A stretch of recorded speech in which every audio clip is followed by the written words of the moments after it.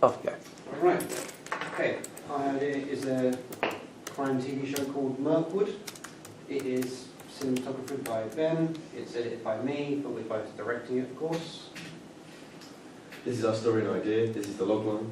It's a murder mystery mixed with the horror genre. So we're having a lot of blood, gore, a lot of excitement for the younger viewers. It takes place in a small, sleepy hollow called Mirkwood. Our main character, Detective Ethan Walker, is a very psychotic young man. Voices in his head, who he refers to as his demons, helps him along with the investigation, which he's just moved to, along with his wife and child, as he is moving up the ranks to detective. These killings lead to the idea that there's more to the murders, and the town is letting on.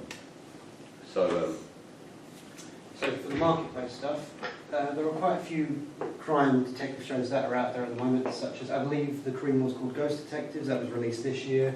Elite, which is a Spanish one released on Netflix again this year.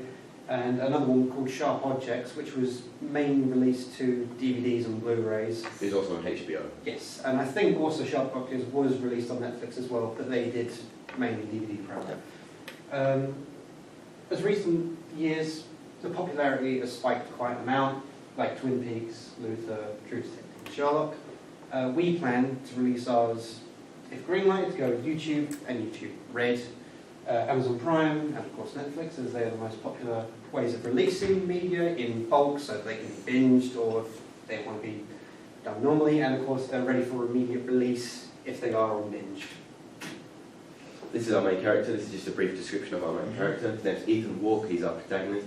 He's a very psychotic young detective. He has these voices in his head he refers to as his demons. Now these help him to unsolve clues. So there is a very fantasy element to the show. He's very intelligent and he knows the mind of a madman all too well. That's how he unsolves the mystery. He goes AWOL and he's extremely violent towards criminals and anyone who gets in his way. Ethan feels inside of him that he needs to find the killer and unsolve the mystery. His own demons won't let him accept anything different, so he's a very tortured man. He's a very dangerous and violent vigilante by night and then a brilliant detective by day. Right, well, we start with the first act. Begins with Ethan, so pilot. Begins with Ethan pulling up to the crime scene. This is the first murder in the town, which is why he's been sent here again to move with his kids. It's going to be a linear, fast-paced, with some exploration into Walker's backstory with the voices and what's going on with him. Where are we? Starts the investigation away from the rest of the police department, has his own demons tell us what to do, so they start giving him clues where to look on the body for any evidence or clues of how the person died. And where are we? Clues from the first murder indicate that killers are aware of Walker, so someone knows. Instant level of danger. Yes. For the main character. Yes. More deaths appear over the town, very rapid, all over the town, very metaphorical and symbolic deaths. These lead Walker to believe that maybe it's a cult in the town, that he'll be for sacrilegious rituals.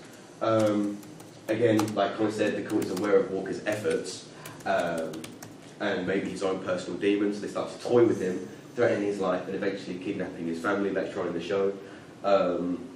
Walker finds out the cult has fingers in the police department, so Walker literally has nowhere to go except for becoming a vigilante.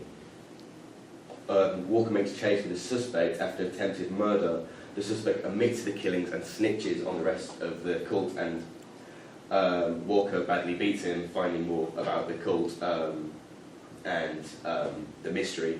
But at the end of it, Walker feels unsatisfied by what he's found. Again, like all great shows, it ends on a cliffhanger to linger on that second series where Walker found a new victim's head in his office drawer. So again, series, cliffhanger, and setting.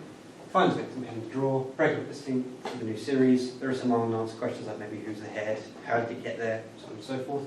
And again, the setting, small sleep hollow of town, film crime and murder, basic stuff with Walker wanting to clean up the streets by any means doing so possible.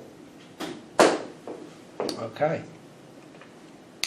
So, the end of your, just to clarify, the end of your pilot episode is what?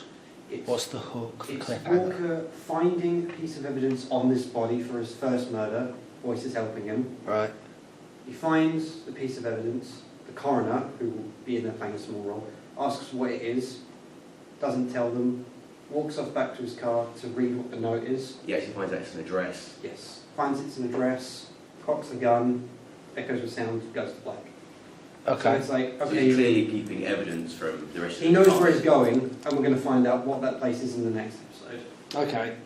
So, I mean, you've identified, it's clear that you've done competitive research, you're thinking about current trends. What's unique about Mirkwood compared to these other series? Because all these other series have got, and effectively you've got anti-hero cop, often suffering from some form of Psychosis. some form of psychosis, some form of split personality, or something like that. What is going to make Mirkwood different and stand out amongst that? Exactly, thought about the same thing. Me and Connor wanted to make a crime detective mystery show with a psychotic detective, and you could argue that it is cliche, it is, but the thing is, what detective shows are doing now is taking it so seriously. We are doing the opposite, and this is completely over the top, completely, extreme with it.